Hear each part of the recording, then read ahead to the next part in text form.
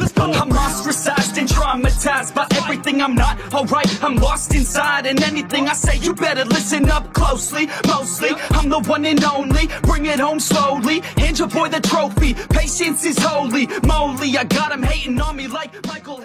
Yo, konnichiwa. Di video kali ini adalah prolog volume 20. Tapi buat kalian yang masih belum nonton volume 19, Mimin saranin nonton nanti aja, karena volume 20-nya juga belum full. Untuk volume 19, Mimin bakal lanjutin juga. Tapi sebelumnya admin mohon maaf kalau ada kekurangan dari pembahasan kali ini. Soalnya admin terpaksa harus translate sendiri. Yaudah gak usah lama-lama, kita langsung aja yuk gas ke videonya.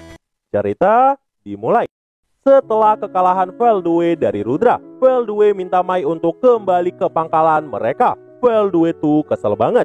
Jubah surgawinya sampai ternoda oleh darah karena ulah dari Kaisar Rudra. Dalam hati Veldue berkata, aku tahu Rudra memang kuat, tapi aku nggak nyangka dia bisa mengalahkanku yang memiliki Castle Guard. Padahal harusnya dengan adanya Castle Guard pada Mikael nggak terkalahkan. Tapi Rudra malah mengambil alih tubuh Masayuki dan bisa membuat Veldue terluka. Dan karena itu, Veldue pun terpaksa mundur dari medan perang. Ini adalah penghinaan pertama bagi Veldue. Di sini, Veldue juga mulai meregenerasi tubuhnya dan mencoba menghubungi Mikael. Veldue berkata, Tuan Mikael, bagaimana dengan Raja Iblis Rimuru? Namun anehnya, gak ada satupun jawaban dari Mikael. Apa yang terjadi? Ucap Veldue. Karena harusnya Mikael dan Veldue itu punya paralel eksistensi yang sama. Jadi, sejauh apapun jarak mereka, sekalipun terpisah di dimensi yang berbeda,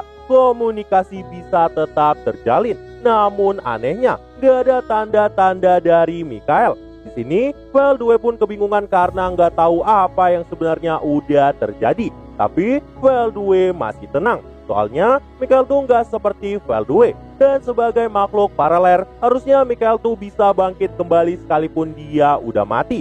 Tapi Veldue masih bingung. Karena sekalipun Veldue bertarung di dunia yang waktunya dihentikan, Mikael harusnya bisa menghubungi Veldue. Dan karena nggak ada kabar dari Mikael, Veldue mulai merasakan firasat yang sangat buruk. Namun tiba-tiba sebuah pesan sampai pada pikiran Veldue. Mikael berkata, oh tuanku, keinginanku telah terkabul. Tapi aku sedih karena harus meninggalkan Veldue temanku. Dan dari pesan ini, Mikael juga mentransfer sisa-sisa kekuatannya sama Veldue.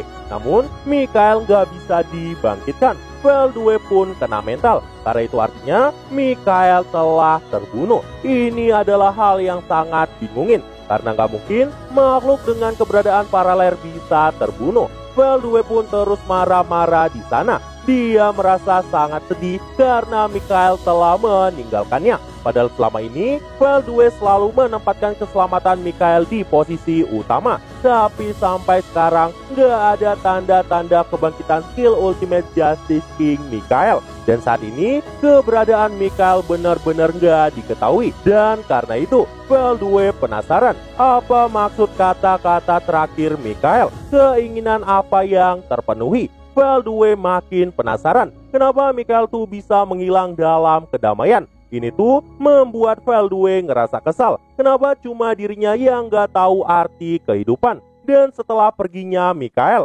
sebagai pemimpin 7 malaikat primordial, Veldue tuh harus mengambil posisi komandan di sini. Tapi entah kenapa Veldue cuma diam aja. Melihat hal itu, Vega yang kesal berkata, "Hoi Jenderal, berhentilah bersikap lemah. Katakan padaku apa yang harus kulakukan selanjutnya." Mendengar itu, Veldue pun langsung mengarahkan pandangannya pada Vega dan berkata, "Kau diamlah, Tuan Mikael telah menghilang." Namun Vega malah berkata, "Mikael menghilang katamu. Sebagai pemimpin dia sangat menyedihkan." Dan wush, Veldue pun langsung melepaskan energi tingkat tinggi dan menghantam tubuh Vega di sana. Melihat itu, Vega sangat terkejut. Itu adalah kekuatan yang gak pernah dia lihat sebelumnya. Meski lagi terluka parah, Vega tetap tegas dan berkata, "Oi komandan, apakah aku mengatakan sesuatu yang salah? Mikhail kalah karena dia lemah. Akui saja hal itu. Ini adalah dunia di mana yang kuat akan berdiri. Gak akan ada keadilan di sini. Katakan padaku jika aku memang salah."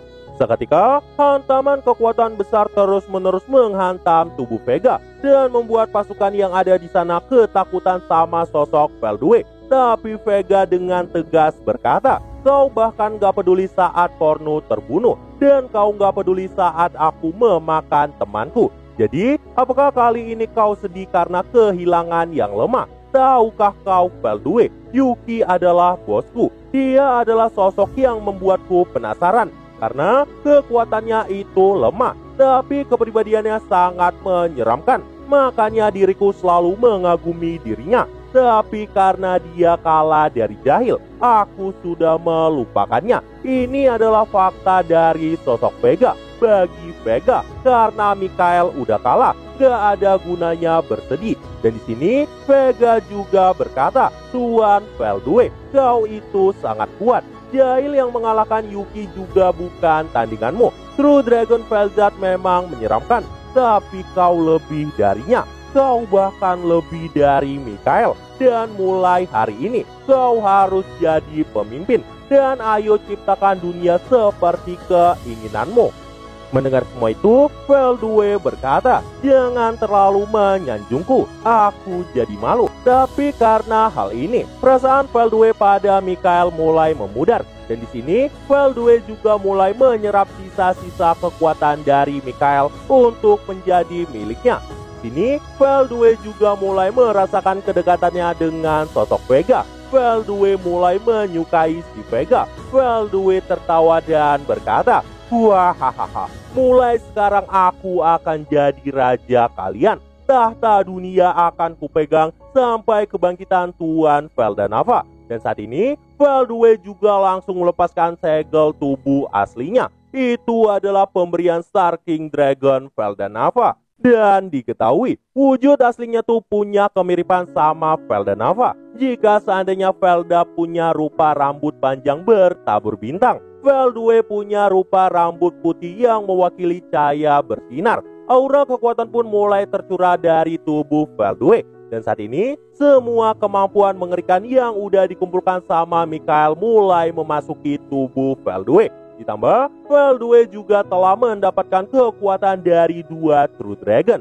Itu adalah Velzard dan Velgrin. Kalau sekarang aja Veldue udah melebihi kekuatan dari Velzard. Dengan dua True Dragon ini, kekuatannya udah jelas makin gak ngotak.